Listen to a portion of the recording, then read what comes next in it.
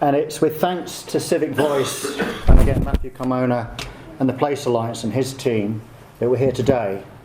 And we're very lucky to have Griff Rhys Jones, the President, to give us some of his time and their views on the NPPF and, I imagine, development in general. He's looking at me very worried now, but I'm sure he'll be fine. Griff Rhys Jones. Thank you so much. I just want to say, before I start really, that I'm here as the president of Civic Voice, and I was just invited along, and I thought I was just going to come and sit in the audience and see what was being said. I feel pretty much like the delegate for Bavaria who turned up at the first parliament of the German Confederation, and he sat there for 3 days listening to everybody speak, and finally he got up and he said, in a state of great excitement, he said, everything that needs to be said has already been said, but not everyone has had the chance to say it. And so I'm sort of standing here really only to echo pretty much what if I can honestly say that I started off here with a pen writing down ideas. I just want to show you that I got about halfway through the first session and my pen ran out of ink. So I've really taking away only what people have said. I wanted to deal with two questions just to start. Firstly, as president of Civic Voice, I'm a figurehead. I'm just somebody who's used effectively for publicity purposes, and I'm very happy to fulfil that role. I've gone around. I don't. When I speak, tend to follow Civic Voice policy because I don't. I think the actual policy is quite complicated at times to define, and the reason for that is because Civic Voice is a confederation of voices. It has a number of different opinions, as we do here today. I'm impressed. I watch this, and I think what we were talking earlier about, we watch Question Time on the television every week, and interestingly, we discuss there the public. I've been on it myself a couple of times. The most significant issues, which actually the people on the panel have no capacity to influence in any way, but still, nonetheless, people get terribly exercised about them. But very, very seldom do people actually sit and discuss the issues that do affect their daily life all the time, which is traffic. And we've heard a lot about transport today, which may be the growing of trees. And we've all seen what's happened in Sheffield. And we're astounded by the idea that local people can have so little effect on a policy in that particular circumstance. We've heard a strong statement saying, why aren't we more like America? And I'm going to answer you there, because in fact I always think of Yellowstone Park, which was founded as a national park before the United States of America had even explored the entirety of America. It was a decision taken on its first discovery to turn it into a sacrosanct place. And although we can say there are things to be learned from America, we can learn from the fact you can go and stand on a mountain near to Yellowstone Park, and you can look out and see no roads of any kind whatsoever. You can look out on absolutely pristine country all around you, and that's a very difficult thing to achieve, but it has been achieved in America. But we can say that America also has an extraordinary tendency to waste, because for many, many years there's been such a lot of it. I'd like to also talk about the idea that local people don't involve themselves and don't know what's going on. Now, we've heard a lot of experts today, and we've heard a lot of information being given out. And if we were capable, even as individuals, of taking it all in and acting consistently, that would be a complicated thing to achieve. But I genuinely believe that people do and can make a difference, and the reason I sort of know that is partly to do with my own history involved in conservation, and that's how I came to the business of being involved in any urban environment at all. I happened to walk down Cowcross Street, and I thought, wow, actually, this is a nice place.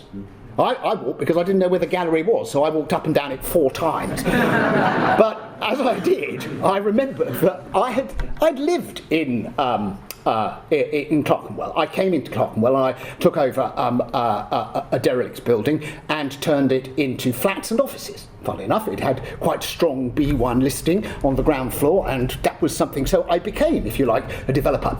And I still do a little bit of development from time to time. So as a developer with my developer's hat on, I'd also like to say we mustn't assume that developers are the enemy. That there's a sense all the time that people talk about developers should do this, developers must pay to do that. Developers, actually, being a developer is quite an expensive business as it is. There are a lot of experts that you have to meet and contractors who come on, and the architect is simply, it seems, at times, just a medium for bringing in all these extraordinary experts on rights to light and you name it. So developers, to a certain extent, have to be people that we woo, and not people that we treat as the enemy. They have to be people that we say to, this can help you. And when you stand in the middle of Cowcross Street, and if you're like me, you know what it was like 30 years ago, it's interesting to know that developers have done it so sensitively in terms of being able to use an existing profile, and this is where the historic buildings are so right and so valuable in what they say, that an existing profile of historic buildings can mostly, if used properly, enhance a space.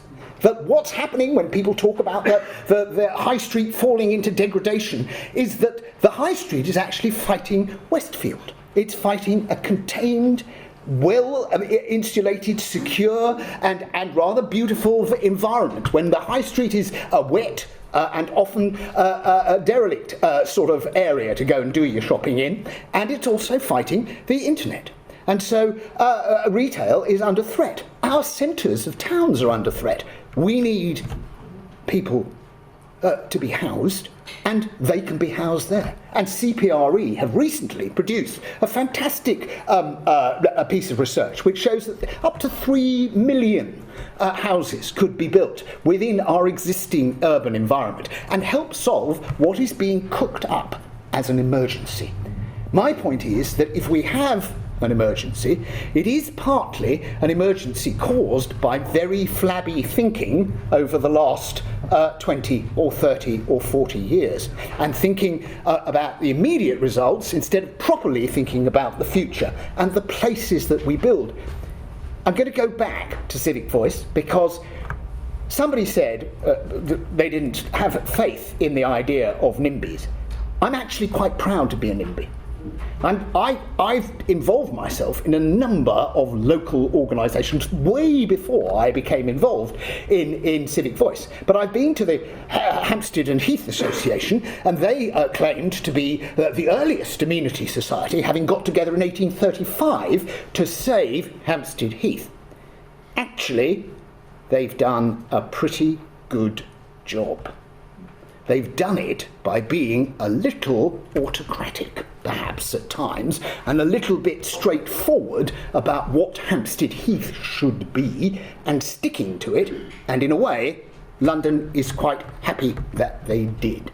But I was able to say that actually the frontagers in Fitzroy Square, who got together in 1708, I think, to form an association for the people who lived on the square to try and make sure that the garden in the middle was maintained and that the frontages of the houses designed by Robert Adam weren't allowed to fall into too evil a state of disrepair. They've been doing their work in a fussy, sort of autocratic, sort of didactic way for quite a long time, and they've been quite successful too, even at a time when Fitzroy Square was full of car transporters and was the middle of the used car business in London. So what I'm saying is that local societies often do know about the areas that they live, and they do recognise what is worthwhile about it. And if you take Civic Voice, it represents nearly 300 separate societies now, and growing all the time. And that is a voice of at least 300,000 people. If we're going to act as one, we need to be able to talk to not only those people, but everybody, the electorate. And of course, experts and the advice that we're getting here, which is detailed and complex and sometimes quite difficult to take in as one, is very important and vital advice from urbanists. It should be encouraged to come forward. But my feeling is that what we need to do, if we're anxious to create places, is take the population with us. Because what's happening at the moment is it's being explained to everybody that we live in a state of emergency. That emergency apparently can only be solved by pulling down any barriers, loosening the ties, and allowing the private enterprise to opportunistically rebuild Britain. Now the truth is that opportunism is not going to do it, as somebody pointed out. It can't do it, because actually the process of building a house, and I speak as a developer, means that it's an expensive thing to make a house. And to assume that we can create homes for everybody when it's going to cost £200,000 with the price of land to produce each home means that we're producing homes that most of the people who don't have homes will not be able to afford even when they're built. So we have to look at other ways of solving this problem, because the other thing that's unique, and this is another point very cogently made today, is that the situation is not the same in parts of Liverpool as it is in parts of Harlesden. The situation is certainly not the same even in Bewdley and central Leeds. And I've gone to talk to both. And I made the mistake of going to talk to the Civic Voice Association, the Civic Society of Leeds, and talking to them about conservation, and a look of puzzlement came over the faces because they were anxious to build a few new car parks to bring Leeds into the 21st century. One of the things is that different places will require different solutions. And I think that is the constant that we've been echoing all the time in this meeting. That each situation is to a large extent different. One size doesn't fit all, and too simplistic a go and build directive is actually not really going to help anybody, because bad reactions to emergencies just create worse results.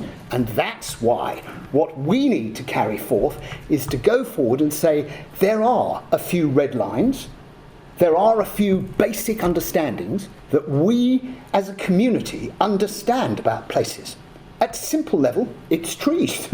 It's the idea that we're designing a place which is actually rather beautiful to be in. At another level, it's access to transport. At another level, it is actually things like green belt. And though I understand the idea that green braces might be something that we go, oh, well, that's what we should definitely have now instead of green belt, we still need to talk to people about the necessity of green belt. Because once we accept, as there's a letter in the Times, I think nearly every month, from somebody saying, what is it with green belt? Why are we so obsessed? Unless we get rid of green belt, we will not. Well, the truth is, we actually need to say at some point, no, please, after the Second World War, we introduced a series of quite strict and stringent directives which should stand through good and bad times, because if they can't survive through bad times, then they're going to break down and they're going to be no use to us.